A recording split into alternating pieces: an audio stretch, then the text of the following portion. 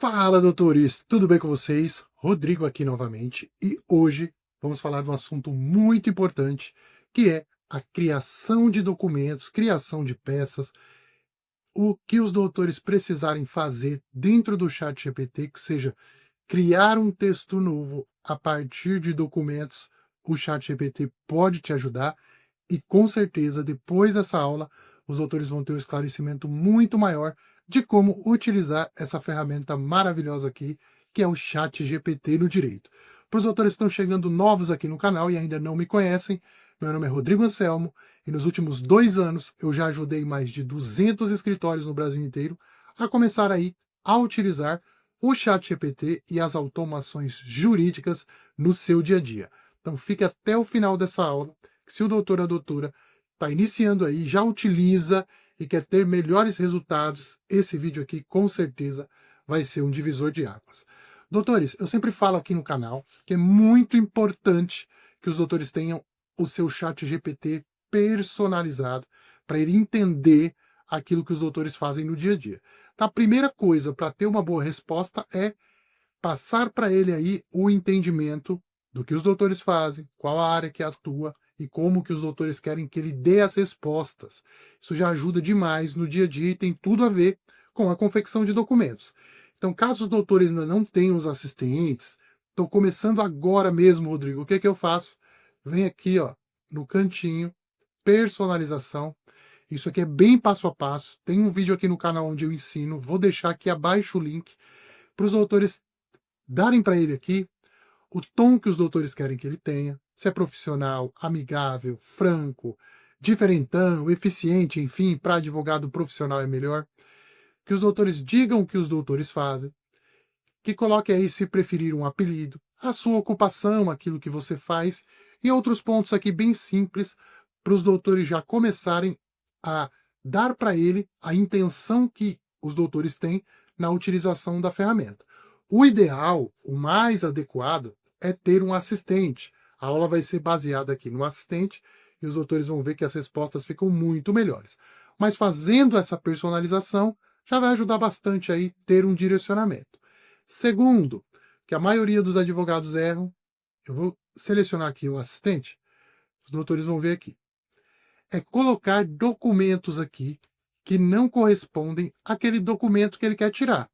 Então sempre deixem as pastas dos seus clientes bem organizadas, e se no caso aqui, o nosso exemplo é uma inicial, coletem todos os documentos necessários para aquilo, para que a IA consiga assim ler e também entregar um bom documento. Vamos fazer isso aqui agora. Vou apertar aqui o começar.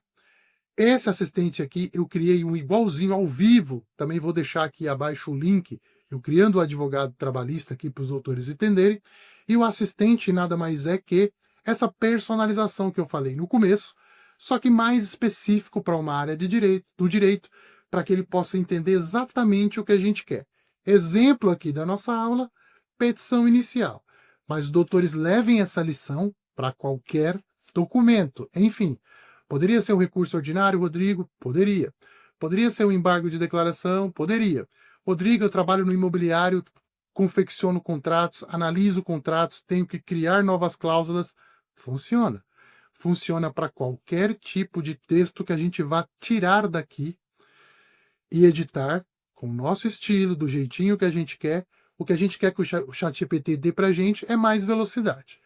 Vou selecionar aqui, não vou entrar muito no mérito do assistente nesse vídeo, ele já vai entender que eu quero uma inicial e o prompt que está aqui atrás já vai entregar um documento um pouquinho melhor. Como disse anteriormente, vai lá na sua pasta certinho e pega todos os documentos necessários para a confecção de uma inicial.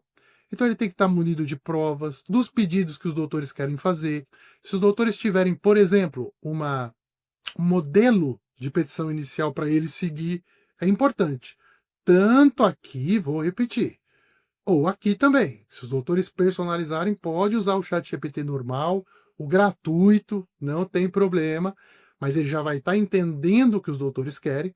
Quando os doutores pedirem o documento, ele vai fazer uma associação mais precisa. Legal?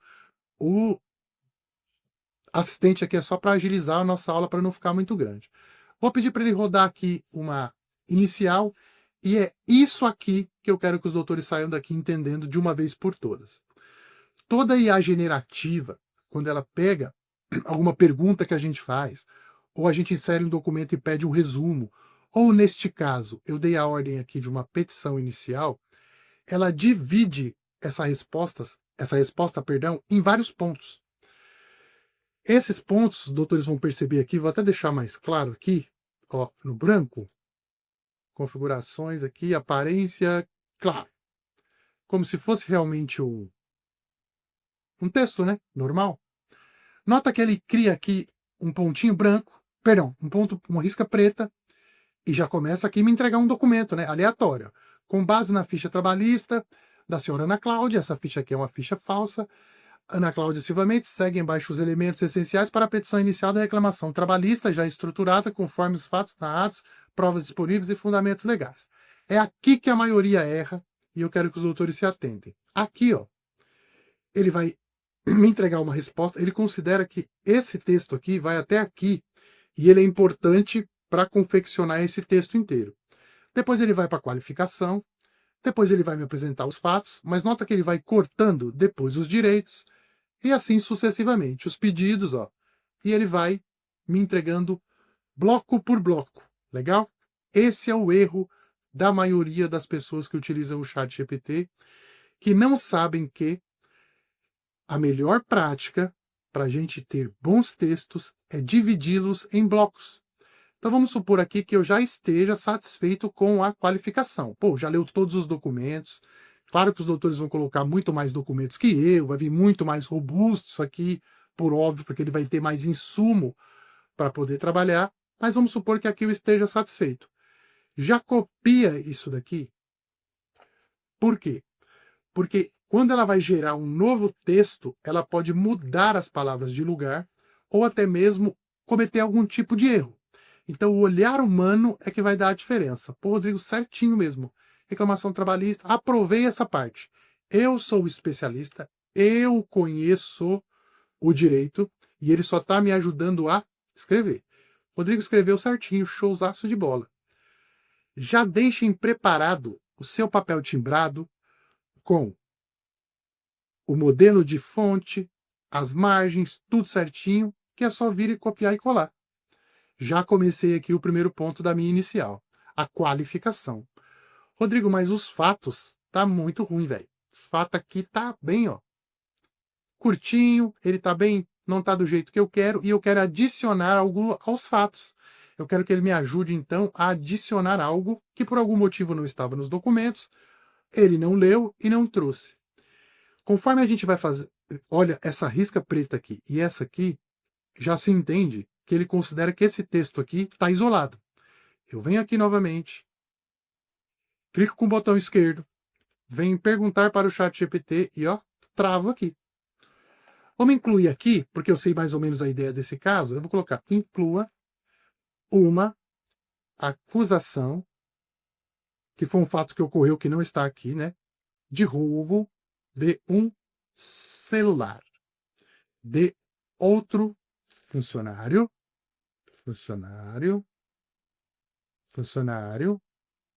reescreva, para a gente poder colocar aqui um tom de escrita mais adequado, reescreva, por exemplo, né? Escreva de forma persuasiva, com linguagem formal e jurídica, direcionada ao juiz do trabalho. E com, no mínimo, eu quero que ele seja robusto aqui, vai, com 700 palavras. Olha o que ele vai fazer. Ele vai isolar a parte que eu grifei, beleza?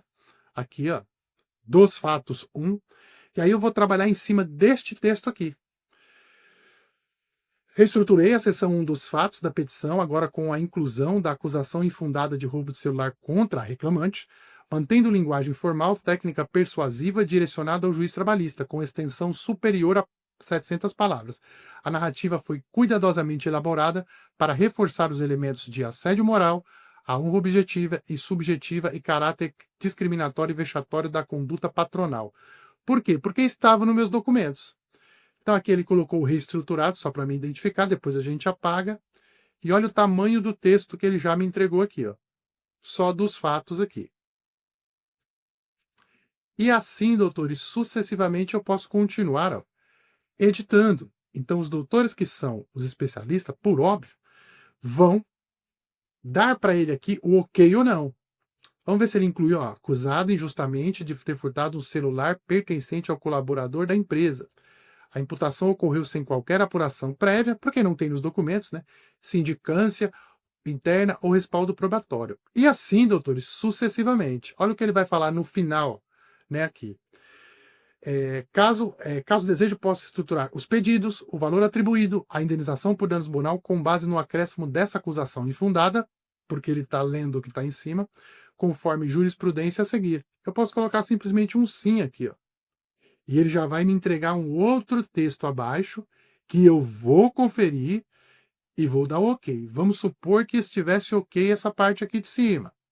Rodrigo, gostei do texto, não quero mais nenhuma correção. Quer alguma correção? Passa o mouse em cima, marca aqui e pede para ele corrigir. Trabalhando com os textos menores, menos chance de errar, menos trabalho para conferir e, principalmente, a resposta sai daqui mais rápida. Legal? Vamos levar já esses fatos para lá e continuar a nossa peça aqui. Bora. Ó, aqui, ó. Copiei, igualzinho copio no Word. Vem aqui e dou um espacinho. Tá aqui, ó. Ah, foi com negrito, porque eu copiei errado. Mas eu posso vir aqui, ó, e tirar o negrito, por exemplo. E aqui está o meu texto. Eu não corro mais o risco dele me entregar qualquer tipo de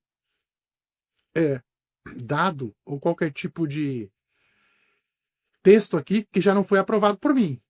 E assim, doutores, sucessivamente, ele já me deu aqui os pedidos, eu vou conferindo os valores, enfim, logicamente que tem outras coisas para a gente fazer aqui. A gente pode pedir para ele fazer os cálculos, a gente pode pedir para ele ir corrigindo, mas assim os doutores conseguem montar um texto do tamanho que quiserem e principalmente da forma que quiserem. Vamos fazer aqui só uma última correção para os doutores entenderem. É os doutores no comando e ele apenas reescrevendo. Nós pulamos aqui para o 3, né? Vamos subir lá e vamos pedir o 2. O 1 era os fatos, né? Vamos lá. Aqui tudo está ficando armazenado para ele depois me entregar depois qualquer momento. Ó. 2, do direito. Vamos trabalhar em cima dos direitos? Marquei o direito, vim aqui e posso pedir para ele reescrever, incluir algum direito, fazer qualquer tipo de observação aqui, ó, da ausência do depósito adicional, do pedido aqui, assédio moral, gerando responsável. Ah, aqui não tinha o nosso querido furto, né? Porque ele editou só aquela parte ali. Vamos incluir? Inclua acusação de roubo de um celular de outro colaborador e justifique. Para ele justificar o pedido que ele está fazendo. A seguir, restituirei do dano moral decorrente de assédio moral, reparatório, acusação do furto de um celular. D. Dano moral, decorrente de assédio moral e acusação infundada de furto. A reclamante foi vítima da conduta abusiva. E assim eu posso ir editando aqui, prestando bastante atenção caso ele